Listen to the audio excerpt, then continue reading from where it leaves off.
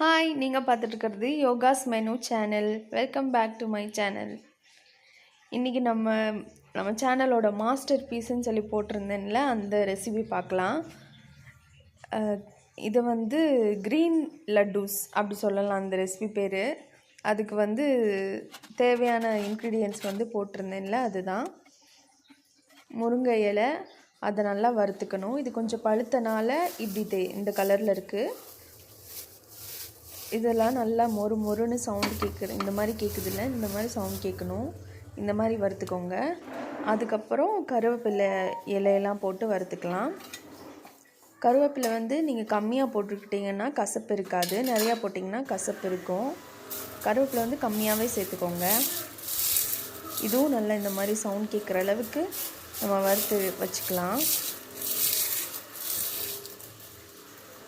இது ரெண்டையும் வறுத்த பிறகு வெள்ளை எள்ளு இருக்குல்ல, அது கொஞ்சம் வறுத்து வச்சுக்கலாம். நல்லா கோல்டன் ப்ரௌன் ஆகிற மாதிரி இருக்கட்டும். அதுக்கப்புறம் நிலக்கடலை பருப்பு, இதையும் வறுத்து எடுத்துக்கலாம். அதுக்கப்புறம் இந்த இன்க்ரீடியன்ஸ் எல்லாம் அரைச்சி எடுத்துக்கலாம். ஃபஸ்ட்டு முருங்கை இலையை அரைச்சி எடுத்துக்குவோம். இதுக்கப்புறம் இப்படி தான் இருக்கும். அதுக்கப்புறம் அதே இதில் கருவேப்பிலை இலையெல்லாம் போட்டு பிளெண்ட் பண்ணி எடுத்துக்கலாம். இந்த 2 லீஃப் பவுடரையும் சேர்த்து வச்சுக்கலாம். அதுக்கப்புறம் கடலைப்பருப்பை அரைச்சி எடுத்துக்கலாம். இந்த இலைகள்லாம் நிழல்லையே காய வச்சு எடுத்துக்கோங்க கொஞ்ச நாள். அதுக்கப்புறம் அதை வறுத்துக்கோங்க. அதுக்கப்புறம் எள்ளு சேர்த்து போட்டு வறுத்துக்கலாம்.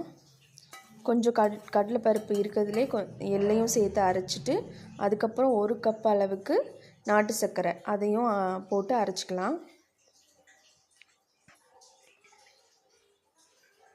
அரைச்ச பிறகு இந்த கடலைப்பருப்பு அரைச்சிருக்கோம்ல, அது கூட சேர்த்து மிக்ஸ் பண்ணிக்கலாம். இதெல்லாம் சேர்த்து நல்ல ஒரு ரஃப்பான மிக்ஸ் கொடுத்துக்கலாம்.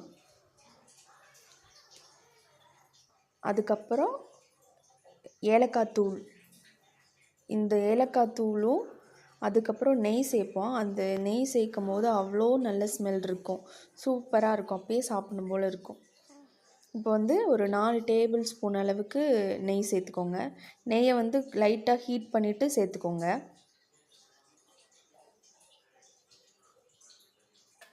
இதெல்லாம் சேர்த்த பிறகு மிக்ஸ் பண்ணிக்கலாம். நல்ல பெரிய பாத்திரத்தில் போட்டுக்கிட்டிங்கன்னா மிக்ஸ் பண்ண ஈஸியாக இருக்கும். மிக்ஸ் பண்ண பிறகு இந்த கீரை பொடி நம்ம அரைச்சி வச்சுருக்கோம்ல, இதெல்லாம் சேர்த்துக்கலாம். 4 டேபிள் ஸ்பூன் அளவுக்கு, இல்லைனா 5 டேபிள் ஸ்பூன் அளவுக்கு சேர்த்துக்கலாம். கருவேப்பிலை மட்டும் கொஞ்சமாக சேர்த்துக்கோங்க, அதுதான் கசப்பு கொடுத்துரும். மற்றபடி சூப்பராக இருக்கும். இதெல்லாம் மிக்ஸ் பண்ணதுக்கப்புறம் கையில் கொஞ்சமாக நெய் தடவிட்டு லட்டுவாக பிடிச்சிக்கலாம். இந்த ரெசிபி யாருக்கிட்டையாவது கொடுத்து சாப்பிட சொன்னிங்கன்னா, நம்ம சொல்லி தான் அவங்களுக்கு கீரை போட்டிருக்கோன்னே தெரியும், அந்தளவுக்கு டேஸ்ட்டாக இருக்கும்.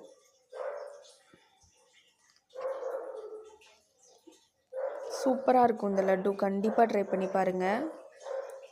இதெல்லாம் கொஞ்சம் ரவுண்டாக லட்டூஸாக பிடிச்சி நம்ம அந்த கப் கேக் பேப்பர்ஸில் வச்சுக்கலாம். அவ்வளோதான், லட்டூஸ் ரெடி ஆயிடுச்சு. இந்த ரெசிபியை நீங்கள் கண்டிப்பாக ட்ரை பண்ணி பாருங்கள். ரொம்ப ரொம்ப ரொம்ப ஹெல்தி, மிஸ் பண்ணிடாதீங்க. கண்டிப்பாக ட்ரை பண்ண வேண்டிய டிஷ்னால் இது தான். நம்ம சேனலோட மாஸ்டர் பீஸும் இது தான். இதை போட்டு நீங்கள் ஒரு ஏர்டைட் கண்டெய்னரில் ஸ்டோர் பண்ணி வச்சிங்கன்னா 15 டேஸ் கிட்ட நல்லாயிருக்கும், கெட்டு போகாது. இந்த ரெசிபியை ட்ரை பண்ணி பார்த்துட்டு எப்படி இருந்துச்சுன்னு கமெண்ட் பண்ணுங்கள்.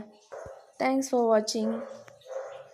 நம்ம சேனலை சப்ஸ்கிரைப் பண்ணிவிட்டு கூடவே பெல் பட்டனையும் கிளிக் பண்ணிடுங்க.